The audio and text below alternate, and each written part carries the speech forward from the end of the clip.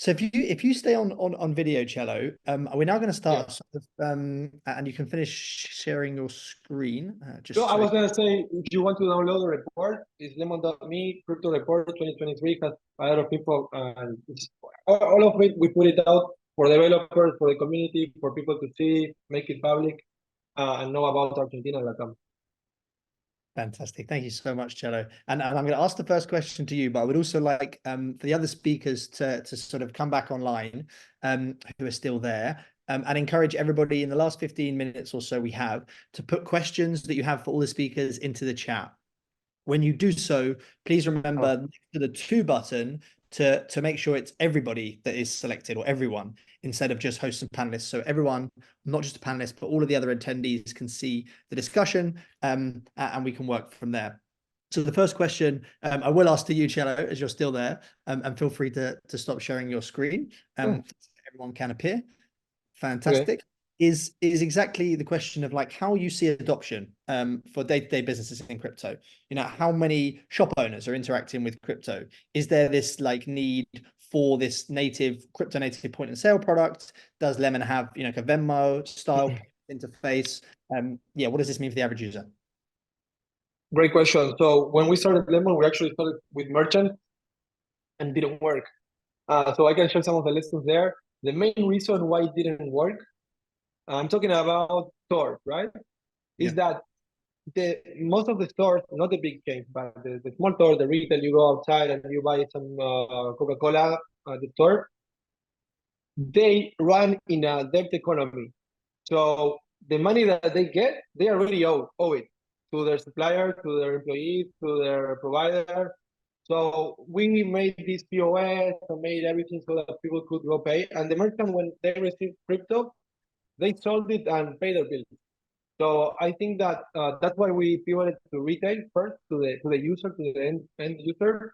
And what we believe what is happening is some merchants that are not involved in that kind of like that economy, especially online payment, are preferring to receive cryptos, and most of them are the ones that they have products in dollars. For example, crazy, but today I'm buying an Apple Watch for my brother because it's his birthday, and I'm going buying it with crypto. So this merchant uses crypto because the price is in dollars, and also, well, they don't want to uh, pay taxes, I guess.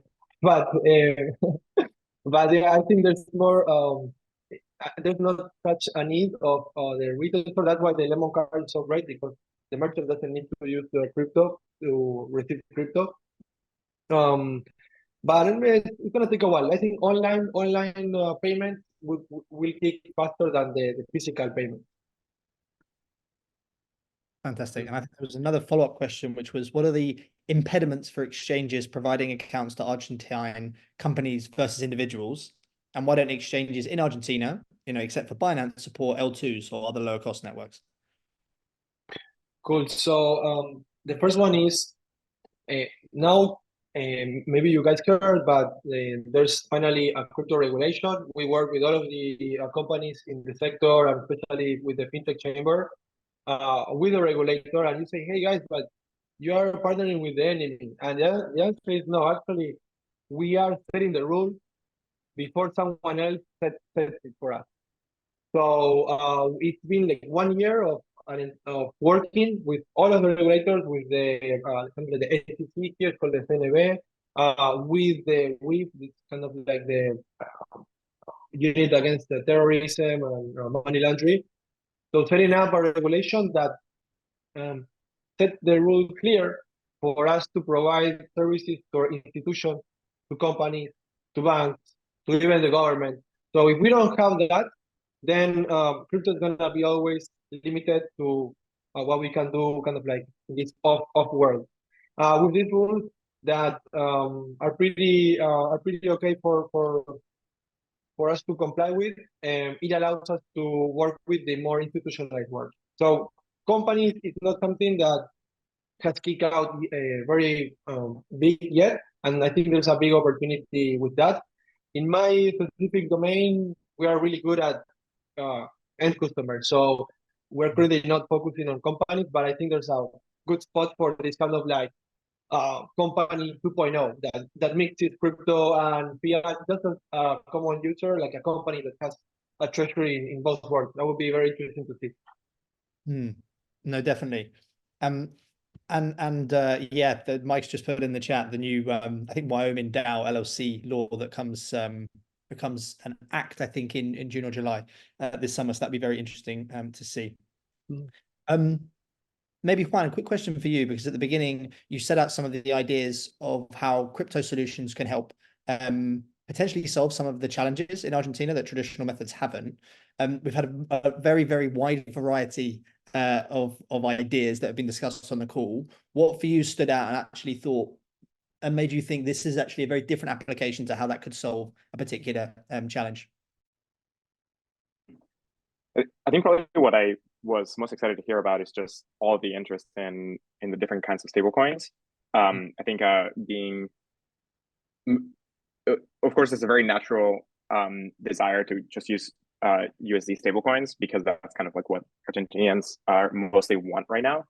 I think long term that's probably a long-term mistake, because you want economies to be optimizing for the internal metrics of an economy, and currently the U.S. economy does not do that. It primarily looks at the metrics of the U.S. economy, and of course, like the international economy does impact how the Fed changes rates and so on. But there's a lot of internal U.S. Decisions that are taken without regard to other international economies. And so I think kind of like a long-term important thing for economies like Argentina is to do kind of like basket. There was a kind of a discussion that a few of us had on chat around leaning into maybe a stablecoin that's based out on a basket of different fiat currencies or other kinds of assets, and that could be powerful. I found the Quark ID like super cool. Like that's awesome that that's happening, and it has government buy-in and support, and that it's already using ZK. Like that's the future, right? Like the future is now, and like that's super cool. I was very excited to see that. Amazing. Yeah, on Quark ID, maybe a question for you, Alfonso, if you're still there. Martin, I think, was asking earlier about have any banks been able to rely on Quark ID for compliance, and whether or not this was a bank decision or whether it was a regulatory decision. Would love some ideas on that. I think you're still on mute, Alfonso, if you can hear me. Yeah, if you're able to come off of mute. Yeah. Did you get the question was around whether banks have been able to rely on Quark ID for compliance, and whether or not this is a bank or a regulatory decision? Yeah, actually, we are trying to work with some banks here in Argentina. That is called Banco Macro. It's one of the biggest bank here in Buenos Aires in Argentina. We did like a workshop with them, and they are telling our use case from the bank side, and we are like telling to our users and the builders how it will works with Quark ID, and how we can start avoiding this KYC bureaucracy that the banks have. So yeah, for us, like we really need like banks and this kind of enterprise, because they are like huge players in Argentina, and of course that we will love to work with a lot of crypto CEX like Lemon, Buenbit, etc., because we think that gives us a lot of value in the Web3 ecosystem too. Yeah, 100%. And the like a lot of what I'm hearing, just like the sheer diversity of speakers on today's discussion, from all from governments and from investors and from crypto founders, everyone in the Argentinian ecosystem wants to collaborate and work together. What things can be done to enhance the collaborative nature of like making that just easier and quicker and more frictionless? And I think that's a bit of an open question. Alfonso, Santi, Marcelo, Martin, anyone can jump in. Well, I can speak for most of the exchanges and wallets here. We are kind of like working together with the fintech chamber.